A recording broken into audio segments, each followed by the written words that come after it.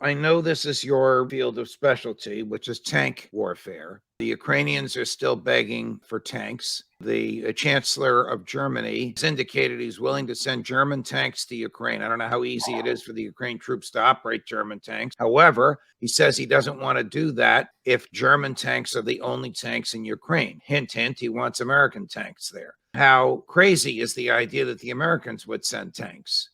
Ideally, you want one type of tank.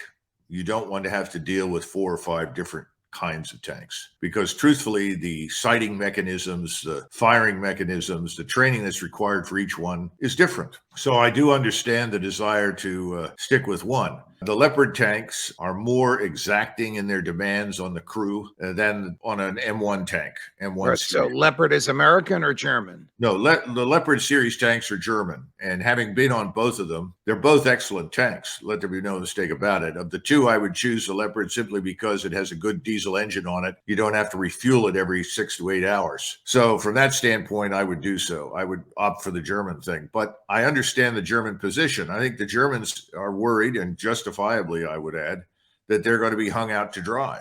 And their equipment will not only be destroyed, but in many cases captured. I think that's also a concern on the U.S. side. I think we know that the Ukrainian armed forces are crumbling.